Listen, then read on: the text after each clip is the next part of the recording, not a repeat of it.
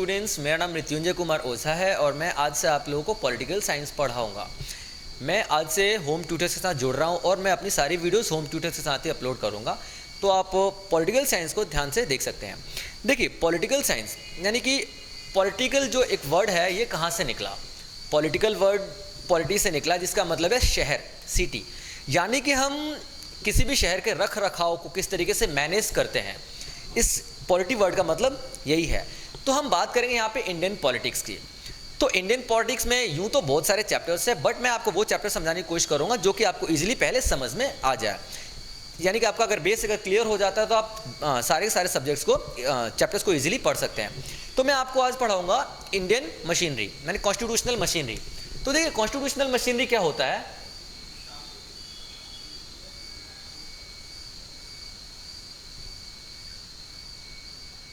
Constitutional machineries यानी कि किसी भी कंट्री में, किसी भी कंट्री को संभालने के लिए कुछ रूल्स एंड रेगुलेशंस बनाए जाते हैं। उन रूल्स एंड रेगुलेशंस को फॉलो करवाने के लिए कुछ संस्थाएं बनाई जाती है। तो यहाँ पे हमारे पास उनको हम लोग कॉन्स्टिट्यूशनल मशीनरीज बोलते हैं। तो कॉन्स्टिट्यूशनल मशीनरी इंडियन पॉलिटिक्स में, ठीक है, हम बात करते हैं तो एक आता है आपके पास लोकसभा, एक आता है आपके पास राज्यसभा। लोकसभा एंड राज्यसभा। और तीसरा आपके पास आता है प्रेसिडेंट। ठीक है, तो यहां पे हम इन तीनों को मिला के हम लोग क्या बनाते हैं, पार्लियामेंट। यानी कि अगर इन तीनों के कॉम्बिनेशन की बात करते हैं तो आपके पास आता है पार्लियामेंट। यानी कि अगर आपसे कई तरीके से क्वेश्चन पूछे जा सकते हैं कि जैसे कि आप पार्लियामेंट की बात करते हैं तो कि पार्लियामेंट किस चीज का कॉम्बिनेशन है, तो आप ये कह सकते हैं लोकसभा, राज्यसभा एंड प्रेसिडेंट। याद रखिएगा, कोई भी डिसीजन लेने के लिए इन तीनों की सहमति का होना जरूरी है। ये तीनों आप उस चीज़ को अग्री करने चाहिए। कुछ बिल होते हैं जो लोकसभा में पास होते हैं, कुछ बिल होते हैं जो राज्यसभा में पास होते हैं, और उन दोनों बिलों को दोनों जगह से पास होने के बाद जब तक कि प्रेसिडेंट अपना कंसेंट नहीं देता तो वो बिल पास नहीं होता। पहली बात, मैं आपको लॉ और बिल में एक डिफरेंस बता देता हूँ। बिल वो होता है जो कि अभी हमने पास किया है, वो अभी हमने अप्लाई किया है, वो पास नहीं हुआ है। फॉर एग्जाम्पल, अगर हम बात करते हैं लोकसभा, जैसे हम लोग अभी आप लोगों ने काफ़ी पहले अन्ना हजारे का आपने एक आंदोलन शुरू किया होगा, ठीक है, जन लोकपाल बिल। तो जन लोकपाल बिल जब तक पास नहीं हुआ था तब तक उसे बिल कहा गया। ठीक है, जैसे ही लोकसभा, राज्यसभा एंड प्रेसिडेंट तीनों ने इसको पास कर दिया तो उसको हम लोग एक लॉ बोलते हैं। तो बिल तब तक पास नहीं होता तब तक वो बिल कहलाता है, जैसे ही पास हो जाता है तो वो एक लॉ बन जाता है। तो कोई भी चीज लॉ कब बनती है, जब प्रेसिडेंट सिग्नेचर करता है। प्रेसिडेंट सिग्नेचर करता है यहाँ पे। तो लोकसभा, राज्यसभा एंड प्रेसिडेंट तीनों को मिलाकर हमारे पास क्या बनता है, पार्लियामेंट। तो चलिए मैं आप लोगों को ये बताता हूं, इसको आप लोग इसको लोअर हाउस भी बोलते हैं। लोअर हाउस भी बोलते हैं लोकसभा को, और राज्यसभा को अपर हाउस भी बोलते हैं। थोड़ा इसके मेंबर्स के बारे में जान लेते हैं। ठीक है, यहां पे देखिए, अगर हम बात करते हैं लोकसभा के मेंबर्स की, तो लोकसभा के मेंबर्स होते हैं 550, बट अभी आपके पास 545 ही हैं। कुछ इस तरीके से बात करते हैं, जैसे एक क्लास में 50 सीटें हैं तो जरूरी नहीं है कि 50 स्टूडेंट्स अवेलेबल हों। एक क्लास में 50 सीटें हैं तो हो सकता है कि उसमें 45 स्टूडेंट्स अवेलेबल हो, 46 स्टूडेंट्स अवेलेबल हो, तो 3 या 4 सीटें खाली रह जाती हैं। तो ठीक वैसे ही लोकसभा में हम बात करते हैं तो प्रोविजन तो हमारा 550 की है, बट 545 सीटें इस वक्त हैं। ठीक वैसे ही अगर हम राज्यसभा की बात करते हैं तो यहाँ पे सीटें आती हैं 250। अब इसका डिस्ट्रीब्यूशन किस तरीके से किया जाता है मैं आपको बताता हूँ। देखिए, ये जो सीटें हैं, यानी कि राज्यसभा में जितनी भी सीटें हैं, ठीक है, वो इलेक्ट होके आएंगी। इनमें डायरेक्ट इलेक्शन होता है। डायरेक्ट इलेक्शन वो होता है जिसमें जनता खुद पार्टिसिपेट करती है। फॉर एग्जांपल, अभी आप लोगों ने बिहार का इलेक्शन देखा होगा, ठीक है, अभी रिजल्ट भी आ गया, नीतीश कुमार जो उनके सीएम चुने गए हैं। तो इसमें क्या होता है, जनता ने खुद इलेक्ट किया, उन्हें उनके नाम पे वोट दिए, उनकी पार्टी के नाम पे वोट दिए, ठीक है, तो डायरेक्ट इलेक्शन होता है। लेकिन यहाँ पे राज्यसभा के लिए डायरेक्ट इलेक्शन नहीं होता। यहाँ पर राज्यसभा के लिए इनडायरेक्ट इलेक्शन हम लोग करते हैं। तो इनडायरेक्ट इलेक्शन का मतलब क्या है, ठीक है, जनता पार्टिसिपेट तो करती है लेकिन इनडायरेक्ट वे में करती है, यानी कि वो अपने जो भी रिप्रेजेंटेटिव को चुनेंगे वो रिप्रेजेंटेटिव आगे वोटिंग करके उनको चुनते हैं। तो ये इनडायरेक्ट इलेक्शन होते हैं। यहां पे देखिए, मेंबर्स की बात करते हैं तो एक और चीज मैं आपको बताना भूल गया, सॉरी। यहां पे 550 प्लस 2 मेंबर्स का होना जरूरी है, ठीक है। यानी कि अगर तो देखिए, प्रेसिडेंट को लगता है, राष्ट्रपति को लगता है कि 550 जो मेंबर्स हैं इसमें 2 एंग्लो इंडियंस ऑलरेडी इंक्लूडेड हैं। एंग्लो इंडियंस वो होते हैं जैसे कि ब्रिटिशर्स हमारे इंडिया में आए थे, तो काफ़ी सारे ब्रिटिशर्स ने यहाँ पे शादी की थी, ठीक है, तो उनके भी बच्चे होंगे, तो डेफिनेटली उनको किस देश की नागरिकता मिलेगी, सिटीजनशिप मिलेगी। अब यूके की मिलेगी, इंग्लैंड की मिलेगी या फिर इंडिया की मिलेगी, तो उनको हम लोग एंग्लो इंडियंस बोलते हैं। जो कि इंडिया में रह गए वो ब्रिटिशर्स जिन्होंने यहीं पे शादी की, तो उनको एंग्लो इंडियंस बोलते हैं। डेफिनेटली उनका भी राइट बनता है कहीं ना कहीं इंडिया पे, ठीक है। तो ये जो 2 सीटें हैं, ठीक है, हम उनको एंग्लो इंडियन बोलते हैं। अगर तो राष्ट्रपति को लगता है कि 550 में 2 एंग्लो इंडियंस इंक्लूड नहीं हुए अभी तक, तो 2 सीटें अलग से आती हैं एंग्लो इंडियन की। अदरवाइज अगर 550 में इंक्लूड हो चुकी हैं तो वो आपको एंग्लो इंडियन का कॉन्सेप्ट यहाँ पे खत्म हो जाता है, ठीक है। उसके बाद यहाँ पे आता है ये राज्यसभा की बात करते हैं इनकी सीटों की। तो राज्यसभा में क्या होता है, ठीक है, 238 प्लस 12, 238 सीटें जो है इनडायरेक्ट इलेक्शन से आती हैं, और यहाँ पे 12 सीटें जो होती है नॉमिनेटेड बाय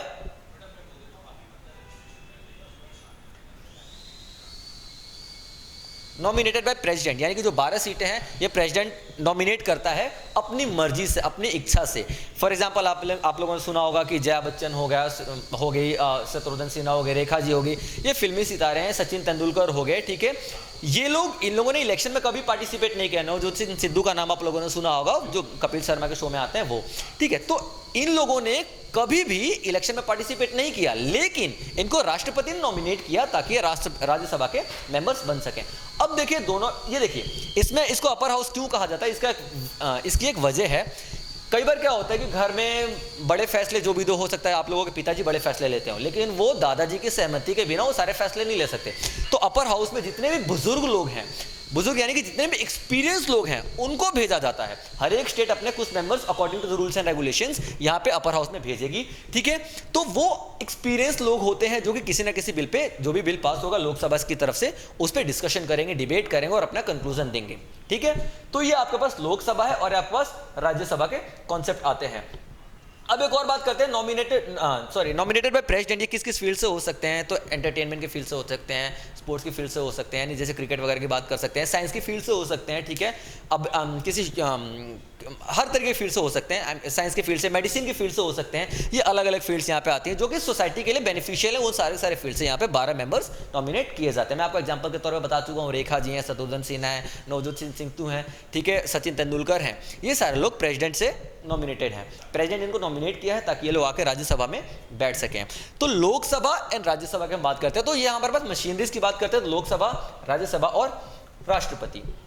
अब देखिए लोकसभा के बारे में मैंने आपको बता दिया, राज्यसभा के बारे में आपको बता दिया। हाँ, इनके इलेक्शन की बात करें तो वो बहुत लंबा टॉपिक बन जाएगा, उसके लिए मैं आपके लिए एक नई वीडियो बनाऊंगा जिसमें आपको पूरे इलेक्शन प्रोसेस समझाया जाएगा कि हाँ किस तरीके से इलेक्ट किया जाता है, ठीक है। लेकिन एक पॉइंट यहाँ पे जो आता है, लोकसभा जो है वो कभी भी भंग नहीं होती, कभी भी लोकसभा डिसॉल्व नहीं हो सकती, ठीक है। और ये राज्यसभा कभी भी डिसॉल्व नहीं हो सकती और लोकसभा डिसॉल्व हो सकती है। फॉर एग्जाम्पल, ये थोड़ा उल्टा हो गया था, समझिएगा आप लोग। जैसे 5 साल के लिए कोई भी गवर्नमेंट इलेक्ट करके आए, तो 5 साल के बाद जाहिर सी बात है वो गवर्नमेंट जाएगी, कोई और गवर्नमेंट आएगी, फिर अगली गवर्नमेंट जाएगी, कोई और गवर्नमेंट आएगी, इस तरीके की चीज़ें होती हैं। तो ये कभी भी डिसॉल्व नहीं होती, ये डिसॉल्व हो जाती है। और राज्यसभा की बात करें तो राज्यसभा डिसॉल्व नहीं होती, और वो इस तरीके से नहीं हो सकती कि यहाँ पे 5 साल का टेन्योर होता है, 5 साल के लिए यहाँ पे इलेक्ट होकर लोग आते हैं, लीडर्स आते हैं, और यहाँ पे 6 साल के लिए आते हैं। तो 6 साल के लिए क्या होता है, 1/3 जो मेंबर्स हैं वो हर एक 2 साल में रिटायर होते हैं। तो इसका तो आपको पता है, डिसॉल्व हो जाएगी, सरकार गई, राज्यसभा के सारे मेंबर्स चले गए, अगर पीएम ने रिजाइन कर दिया तो पूरे मेंबर्स को रिजाइन करना पड़ता है, इसलिए डिसॉल्व हो सकती है। लेकिन जिस तरीके से स्कूल की हम बात करते हैं, स्कूल में क्या होता है, +2 पास आउट होकर चला जाता है, नीचे से फर्स्ट क्लास आ जाती है, सेकंड क्लास, थर्ड में, थर्ड क्लास, फोर्थ में, ऐसे करके पूरा अगले 12th क्लास फिर से भर जाती है। अगेन अगले साल क्या होता है, 12th क्लास फिर पास आउट हो जाती है, फिर +1 +2 में जाती है, 10th 11 में जाती है, 9 10 में, ऐसे सर्कल चलता रहता है। स्कूल कभी भी डिसॉल्व नहीं होता, क्योंकि यहाँ पे एक क्लास जाती है तो दूसरी क्लास आती है। एग्जैक्टली सेम वैसे ही राज्यसभा के मेंबर्स रिटायर होते हैं, ठीक है। 6 साल का टर्म होता है, 1/3 मेंबर हर एक 2 साल में रिटायर होते हैं। यानी कि इस साल जो मेंबर्स गए, ठीक है, वो 6 साल तो रहेंगे, यानी कि जिनके 4 साल हो चुके हैं वो अगले 2 साल पूरे करके रिटायर हो जाएंगे, फिर यहाँ से नए मेंबर्स आ जाएंगे। तो जैसे स्कूल का टाइम चलता रहता है, +2 और फर्स्ट क्लास के बीच में सर्कल चलता रहता है, वैसे इनका नए मेंबर्स और पुराने मेंबर्स में सर्कल चलता रहता है। तो इस तरीके से लोग रिटायर होते रहते हैं, और ये 5 साल के बाद सीधा डिसॉल्व ही हो जाती है। दूसरी चीज आती है, ठीक है, कि एक और पॉइंट आप लोगों ने कई जगह पढ़ा होगा कि इसका ये क्वालिफिकेशन क्या होती है, ठीक है। तो इसकी मेन क्वालिफिकेशन ये कि इसका एज जो है 25 साल का होना चाहिए, और इसका एज जो है 30 साल का होना चाहिए। क्यों होना चाहिए 25 साल का, कि वो वोट एक तो वोट करने के लिए एलिजिबल हो, ठीक है, सिटीजनशिप होनी चाहिए इंडिया के पास, उसके पास सिटीजनशिप का बहुत बड़ा टॉपिक है, फिर कभी आपको हम लोग अलग उसमें बताएंगे, ठीक है, सिटीजनशिप कैसे मिलती है कैसे नहीं मिलती, ठीक है। लेकिन इसका एज है 25 साल का होता है और इसका एज जो आपका 30 साल का होता है। अब आता हम राष्ट्रपति के पास आते हैं, राष्ट्रपति की बातें करते हैं, ठीक है। प्रेसिडेंट, तो प्रेसिडेंट कोई भी बिल पास होगा तो लोकसभा में पास होगा, फिर उसके बाद राज्यसभा देखेगी, उस पर डिबेट करेगी, डिस्कस करेगी। कुछ बिल को राज्यसभा मना कर सकती है, कुछ बिल को राज्यसभा नहीं मना कर सकती। फॉर एग्जांपल अगर मनी बिल की अगर हम बात करते हैं, मनी बिल अगर पास लोकसभा में कर दिया मनी बिल पास, ठीक है, तो राज्यसभा के पास जाएगा, डिस्कशन होगी, राज्यसभा को लगता है कि नहीं ये बिल पास नहीं होना, it is not a money bill, वहां पे आपको डिसीजन यही लेना है कि whether it is a money bill और नॉट। तो अगर वो मनी बिल है, ठीक है, तो अगर राज्यसभा को लगता है कि नहीं है तो राज्यसभा लोकसभा को कहेगा कि ठीक है आप लोग एक बार और डिबेट कर लीजिए, डिस्कस कर लीजिए, डिस्कशन करने के बाद आप फिर से डिसाइड कीजिए कि मनी बिल है कि नहीं है। और अगर ये मनी बिल, अगर लोकसभा बोलते थे कि नहीं नहीं ये मनी बिल है, तो राज्यसभा की बातें माननी पड़ेंगी। तो ऐसे कुछ बिल हैं जिसमें राज्यसभा कुछ नहीं कह सकता, राज्यसभा पावरफुल नहीं होता है, ठीक है। और कुछ बिल ऐसे हैं जिसमें राज्यसभा डायरेक्टली मना कर सकता है, ठीक है, ऐसे बहुत सारे बिल हैं। तो अब आता है राष्ट्रपति की बात करते हैं, प्रेसिडेंट की बात करते हैं। तो प्रेसिडेंट क्या होता है, प्रेसिडेंट का इलेक्शन भी डायरेक्ट नहीं होता, प्रेसिडेंट का इलेक्शन भी इनडायरेक्ट ही होता है, ठीक है। प्रेसिडेंट का इलेक्शन इनडायरेक्ट होता है और कोई भी बिल अगर पास होता है तो बिना प्रेसिडेंट के सहमति के बिना, प्रेसिडेंट कंसेंट के बिना वो बिल आप पास नहीं कर सकते। प्रेसिडेंट के पास बिल को मना करने का, पास करने का कई सारी वजह होती हैं, उनके पास वीटो पावर भी होती है। वीटो पावर की अगर हम बात करते हैं तो वीटो पावर होती क्या है, तो सबसे पहले वीटो पावर आप लोगों ने कई यूएनओ में आप लोगों ने सुना होगा वीटो पावर क्या होती है, कई सारे ऑर्गेनाइजेशन में वीटो पावर सुना होगा क्या होती है। तो वीटो पावर वो होती है कि अगर मैंने कहा कि मैं अपने वीटो पावर का इस्तेमाल कर रहा हूं और मुझे इस डिसीजन के अगेंस्ट जाना है, यानी कि ये डिसीजन नहीं होना चाहिए। जैसे 5 लोग कह रहे हैं कि कोई भी काम होना चाहिए और मैं अकेला अपना वीटो पावर का इस्तेमाल करके बोलूं कि ये काम नहीं होना चाहिए, तो वीटो पावर का मतलब है कि वो काम नहीं होगा। यानी कि वीटो पावर का इस्तेमाल करते हुए कोई डिसीजन लेना चाहता है, उस डिसीजन का अगेंस्ट कोई भी नहीं जा सकता, तो वीटो पावर। तो राष्ट्रपति के पास कई सारे वीटो पावर होती है, ठीक है, वो उसका इस्तेमाल करके उस बिल को रख भी सकता है अपने पास, लेकिन डायरेक्टली मना नहीं कर सकता। देखिए इंडियन कॉन्स्टिट्यूशन में क्या होता है, बहुत सारे लूप होल्स हैं, कमियां हैं। जैसे कि मान लीजिए राष्ट्रपति को लग रहा है कोई बिल नहीं पास करना, तो एक आता है पॉकेट वीटो आता है, बहुत सारे वीटो पावर्स हैं, ठीक है। तो जिसमें से पॉकेट वीटो, उसका क्या करेगा, वो आपको ना हाँ बोलेगा ना बोलेगा, ठीक है, अपने ड्रॉअर में रख देगा, वो आपको कुछ बोलेगा ही नहीं। करते करते करते करते काफ़ी टाइम चला जाएगा और बीतता चला जाएगा, सरकारें बदल जाएगी, सब कुछ बदल जाएगा, वो इस पर आपको कंसेंट देगा ही नहीं। मना नहीं कर रहा कि हाँ ठीक है ये बिल नहीं पास कर सकते, लेकिन वो आपको डायरेक्टली बोलेगा भी ना, हाँ बोलेगा वो ना बोलेगा, ठीक है। तो इस तरह की कई सारी पावर्स होती है प्रेसिडेंट के पास, ठीक है। और प्रेसिडेंट क्या होता है, ठीक है, हेड सुप्रीम कमांडर होता है हमारे पूरे आर्म फोर्सेस का। ये हमने लिया था यूएसए से लिया था कि जो राष्ट्रपति होगा पूरे देश के तीनों आर्म फोर्सेज हैं, एयरफोर्स, नेवी, आर्मी, उसका सुप्रीम हेड होगा, ठीक है। और कोई भी डिसीजन होगा, ठीक है, कोई भी डिसीजन होगा चाहे इंटरनेशनल लेवल को, तो सारे के सारे डिसीजन प्रेसिडेंट के सिग्नेचर के अंडर ही होंगे, सारे लोग प्रेसिडेंट के सिग्नेचर के अंडर ही हम लोग उसको मानेंगे कि हाँ वो बिल जो है लॉ बन चुका है। वो सारी चीज़ें हैं।